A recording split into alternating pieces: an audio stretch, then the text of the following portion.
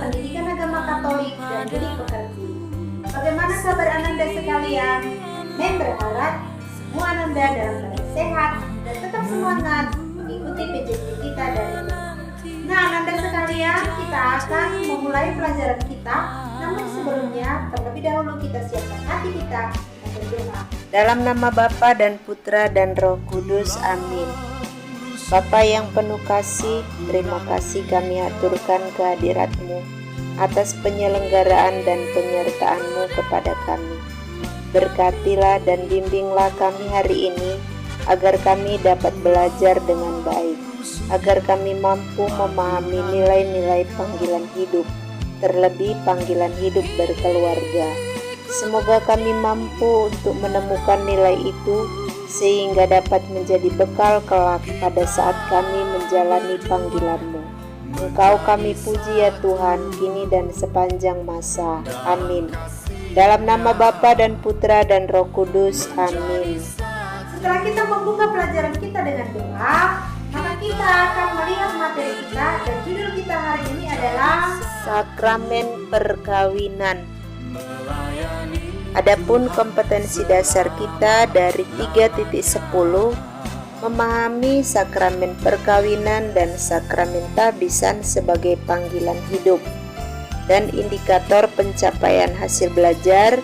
Pada akhir pembelajaran diharapkan siswa mampu menjelaskan berbagai pandangan tentang perkawinan dalam masyarakat, menjelaskan pandangan gereja tentang perkawinan, menjelaskan perkawinan sebagai sakramen, menjelaskan sifat perkawinan sebagai sakramen, dan menjelaskan tujuan perkawinan menurut ajaran gereja. Setiap manusia tentunya senantiasa mengharapkan masa depan yang baik. Ada begitu banyak tawaran dan juga harapan yang dapat digapai demi masa depan kita. Salah satu dari tawaran dan bentuk kehidupan atau panggilan masa depan itu adalah hidup berkeluarga. Panggilan hidup berkeluarga merupakan salah satu bentuk keikutsertaan manusia dalam karya Allah. Jadi Allah memanggil manusia untuk ikut serta dalam karya pewartaannya, untuk mewartakan kerajaan Allah dan ikut serta dalam pemeliharaan alam ciptaannya. Setiap manusia yang hidup di dunia ini dipanggil oleh Allah untuk ikut serta dalam karya tersebut. Mari kita dalami makna hidup perkawinan dalam masyarakat. Panggilan hidup berkeluarga itu sering kita sebut dengan perkawinan. Perkawinan sendiri adalah persekutuan hidup antara seorang pria dan seorang wanita atas dasar ikatan cinta kasih yang total dengan persetujuan bebas dari keduanya.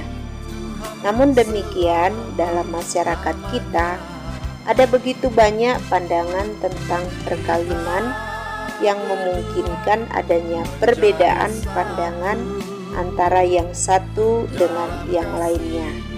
Mari kita simak satu kisah berikut ini yang ditulis oleh Atrik. Judulnya adalah Perkawinan Terjadi Karena Cinta. Ani adalah anak pertama dari 3 bersaudara keluarga Yohanes. Ani sudah berusia dewasa tetapi belum menikah, sedang 2 adiknya Anton dan Puspita sudah menikah. Sehingga banyak orang yang menganggap bahwa Ani adalah perawan tua. Pada suatu saat Ani telah berkenalan dengan seorang pria bernama Matius. Dari perkenalan ini mulai tumbuh cinta di dalam hati keduanya. Akhirnya mereka sepakat untuk saling mengenal lebih dalam. Maka resmilah mereka berpacaran. Pada suatu kesempatan Ani ingin memperkenalkan Matius kepada kedua orang tuanya. Sesampainya di rumah, Matius disambut oleh kedua orang tua Ani dengan ramah. Orang tua Ani memperhatikan Matius dengan baik-baik. menyimak semua pembicaraannya, sesekali menimpali dengan gurauan-gurauan ringan. Makin lama Matius kelihatan makin akrab dengan keluarga Ani. Pada suatu kesempatan, ayah dan ibu Ani mengobrol membicarakan masalah hubungan Ani dengan Matius. Ibu Ani sangat setuju dengan Matius dan berharap agar Ani segera melangsungkan pernikahan. Menurutnya, Ani sudah terlalu tua untuk menunda-nunda perkawinan, sebab adik-adiknya sudah menikah. Ibu Ani berpandangan bahwa yang penting menikah dulu untuk mengejar status Ani, supaya tidak disebut perawan tua. Tetapi ayah Ani menyerahkan semua itu kepada Ani, sebab mereka yang akan mengarungi bahtera keluarga itu. Paman Ani ikut nimbrung dalam pembicaraan itu. Paman Ani berpendapat lain. Ia mengharapkan agar orang tua Ani segera mendesak untuk menikahkan mereka, sebab Matius tergolong orang kaya. Jadi dengan kekayaan yang dimiliki Matius, diharapkan nantinya Ani hidupnya menjadi lebih sejahtera.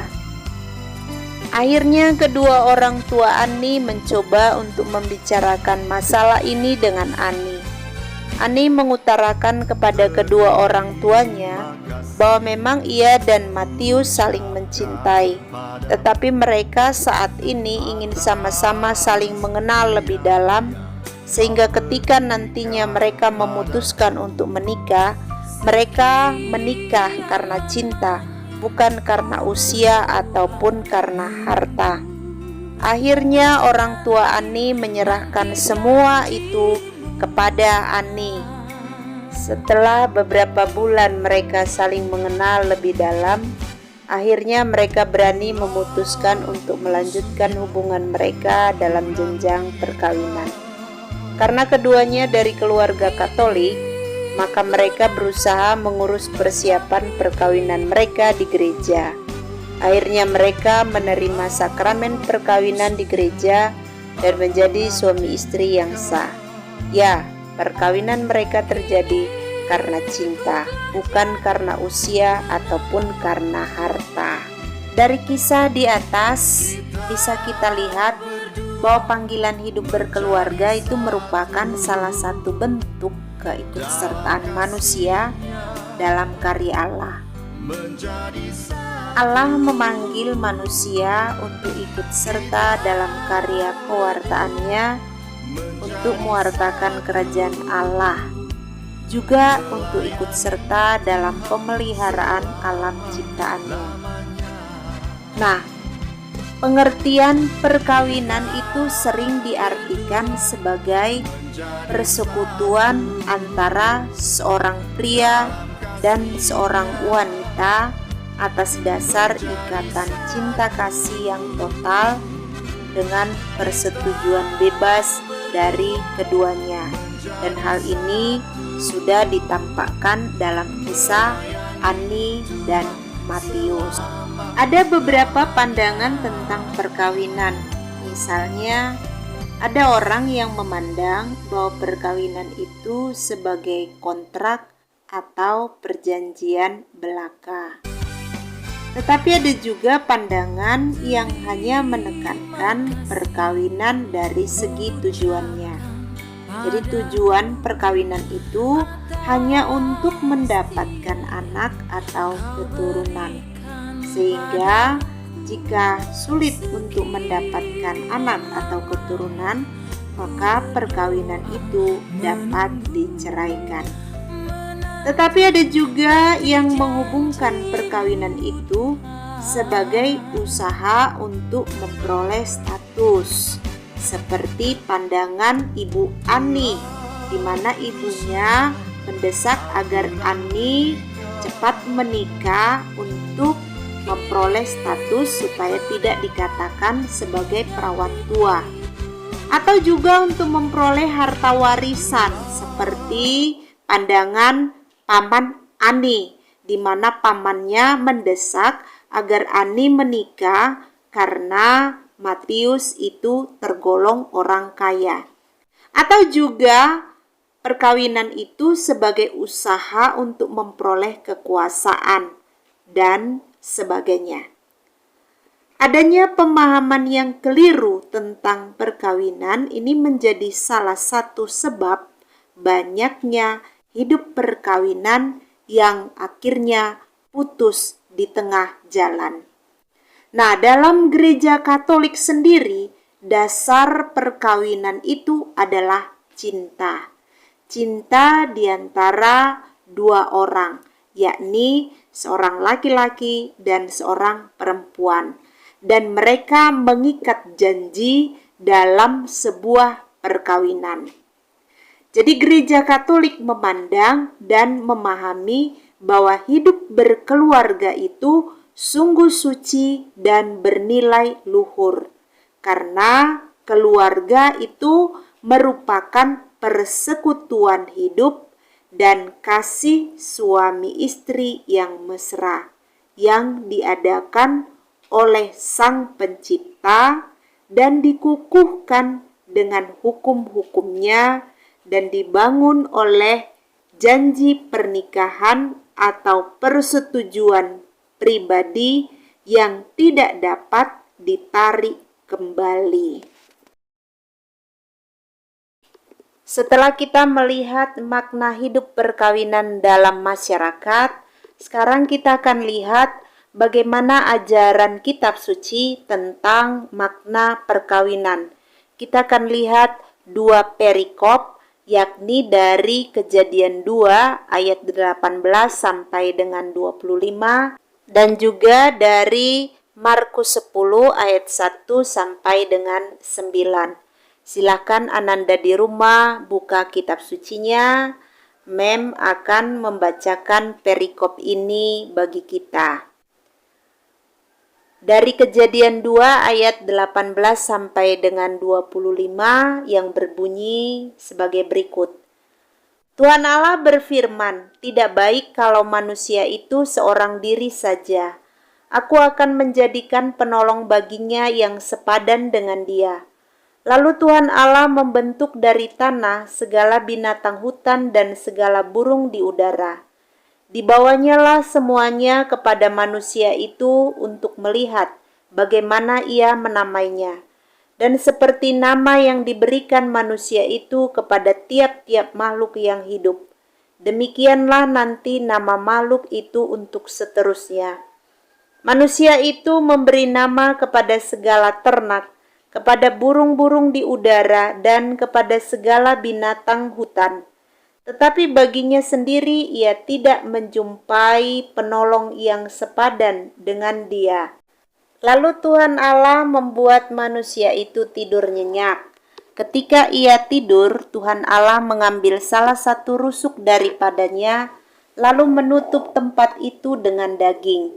Dan dari rusuk yang diambil Tuhan Allah dari manusia itu, dibangunnyalah seorang perempuan, lalu dibawanya kepada manusia itu.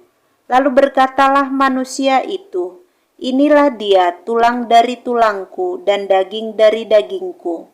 Ia akan dinamai perempuan, sebab ia diambil dari laki-laki. Sebab itu, seorang laki-laki akan meninggalkan ayahnya dan ibunya dan bersatu dengan istrinya, sehingga keduanya menjadi satu daging. Mereka keduanya telanjang, manusia dan istrinya itu, tetapi mereka tidak merasa malu." Demikianlah sabda Tuhan. Syukur kepada Allah. Kemudian kita akan baca dari Markus 10 ayat 1 sampai dengan 9. Dari situ Yesus berangkat ke daerah Yudea dan ke daerah seberang sungai Yordan. Dan di situ pun orang banyak datang mengerumuni dia. Dan seperti biasa ia mengajar mereka pula. Maka datanglah orang-orang Farisi dan untuk mencoba Yesus, mereka bertanya kepadanya, "Apakah seorang suami diperbolehkan menceraikan istrinya?" Tetapi jawabnya kepada mereka, "Apa perintah Musa kepada kamu?" Jawab mereka, Musa memberi izin untuk menceraikannya dengan membuat surat cerai. Lalu kata Yesus kepada mereka, "Justru karena ketegaran hatimu lah, maka Musa menuliskan perintah ini untuk kamu. Sebab pada awal dunia, Allah menjadikan mereka laki-laki dan perempuan. Sebab itu, laki-laki akan meninggalkan ayahnya dan ibunya dan bersatu dengan istrinya, sehingga keduanya itu menjadi satu daging. Demikianlah mereka bukan lagi dua, melainkan satu. Karena itu, apa yang telah dipersatukan Allah tidak boleh diceraikan manusia." Demikianlah Injil Tuhan. Terpujilah Kristus. Dari dua perikop yang sudah kita baca, bisa kita tarik benang merahnya bahwa panggilan hidup berkeluarga itu disebut dengan perkawinan. Dan perkawinan itu adalah persekutuan hidup antara seorang pria dan seorang wanita atas dasar cinta kasih yang total dengan persetujuan bebas dari keduanya. Dalam gereja Katolik, dasar perkawinan itu jelas, yakni cinta. Cinta di antara seorang laki-laki dan perempuan yang akhirnya mereka mengikat janji dalam sebuah perkawinan. Karena itu gereja Katolik memandang dan memahami bahwa hidup berkeluarga itu sungguh-sungguh suci dan bernilai luhur, karena keluarga merupakan persekutuan hidup dan kasih suami istri yang mesra yang diadakan oleh Sang Pencipta dan dikukuhkan dengan hukum-hukumnya dan dibangun oleh janji pernikahan ataupun persetujuan pribadi yang tidak dapat ditarik kembali. Perkawinan disebut sakramen karena melambangkan hubungan antara Kristus dan gerejanya. Ini bisa kita baca di dalam Efesus 5 ayat 22 sampai dengan 33. Dan tujuan perkawinan Kristiani itu adalah kesejahteraan suami istri sebagai pasangan. Kemudian untuk mendapatkan keturunan atau kelahiran anak, kemudian untuk pendidikan anak, dan juga untuk kesejahteraan masyarakat. Jadi, jika tidak memiliki keturunan, bukan menjadi alasan bagi seseorang untuk melakukan perceraian terhadap pasangannya. Dan ciri perkawinan Katolik itu hanya antara seorang pria dan seorang wanita didasarkan atas kasih atau cinta. Kemudian monogami dan juga tak terceraikan. Setelah kita mendalami secara keseluruhan materi sakramen perkawinan, maka kita akan simpulkan materi ini. Dalam dokumen gereja, yakni Gaudium et Spes artikel 48 dikatakan, "Demikianlah karena tindakan manusia yang saling menyerahkan diri dan saling menerima antara suami istri, timbullah suatu lembaga yang mendapat keteguhannya juga bagi masyarakat berdasarkan ketetapan ilahi." Jadi dalam iman Kristiani itu perkawinan dipandang sebagai sakramen. Perkawinan tidak hanya menyangkut hubungan antara pria dan wanita, tetapi adanya keterlibatan Tuhan di dalamnya. Oleh karena itu, perkawinan dalam gereja Katolik memiliki nilai luhur. Dengan demikian, berarti pula bahwa panggilan hidup berkeluarga juga memiliki nilai yang luhur, sebab dari perkawinan itu sendiri yang juga luhur. Perkawinan dalam gereja Katolik disebut sebagai sakramen karena melambangkan hubungan antara Kristus dan gerejanya. Kita bisa baca di dalam surat Rasul Paulus kepada jemaat di Efesus bab 5 ayat 22 sampai dengan 33. Mereka akan hidup sebagai suatu persekutuan seperti halnya hidup gereja sebagai persekutuan. Karena itu, mereka adalah gereja mini. Sebagai persekutuan, mereka bukan lagi dua, tetapi satu daging. Kita bisa baca kembali dari Kejadian 2 ayat 24. Dengan hidup sebagai persekutuan yang didasarkan kasih itulah, maka perkawinan memperlihatkan dan sekaligus melambangkan kasih Allah kepada manusia dan kasih Yesus kepada gerejanya. Perkawinan Katolik itu pada hakikatnya adalah monogam, artinya seorang pria dan seorang wanita, dan tak terceraikan. Nah, ciri-ciri hakiki perkawinan ini adalah kesatuan dan sifat tak dapat diputuskan, yang dalam perkawinan Kristiani memperoleh kekukuhan khusus atas dasar sakramen. Kita bisa baca di dalam Kitab Hukum Kanonik, Kanon 1056. Dalam perkawinan Kristiani tidak dikenal adanya perceraian. Apa yang telah dipersatukan Allah tidak boleh diceraikan manusia. Ini semakin dikukuhkan di dalam Markus 10 ayat 9. Selain tidak terceraikan, perkawinan Kristiani bersifat monogam, artinya seorang pria dan seorang wanita.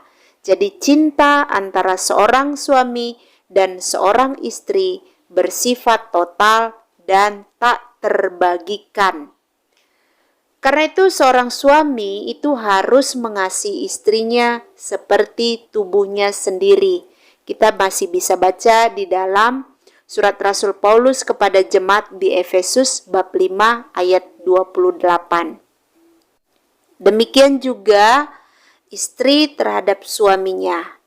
Jadi adapun tujuan perkawinan Kristiani itu adalah kebahagiaan suami istri sebagai pasangan, kemudian keturunan atau kelahiran anak, pendidikan anak, dan bukan menjadi alasan apabila dalam perkawinan itu tidak dikaruniai anak akan terjadi perceraian. Ananda yang terkasih, pada hari ini kita telah mempelajari bersama tentang sakramen perkawinan. Ingatlah apa saja yang telah kita pelajari hari ini. Dasar dari perkawinan, tujuan perkawinan Katolik, ciri perkawinan Katolik. Nah, dalam gereja sangat menekankan bahwa dasar dari perkawinan adalah cinta antara seorang laki-laki dan perempuan. Sehingga dengan dasar dan cinta tersebut, bahtera rumah tangga yang dibangun akan tetap utuh dan saling setia. Sekarang, ambillah sikap hening sejenak. Sebagai seorang anak, tindakan apa yang akan kamu lakukan untuk ikut membina kerukunan di rumahmu? Untuk ikut menjaga keharmonisan dalam keluarga? sehingga keluarga menjadi tempat yang nyaman bagimu? Silahkan hasil refleksimu kamu tulis dalam buku catatanmu. Nah, untuk menutup pembelajaran kita hari ini, marilah kita siapkan hati, kita berdoa.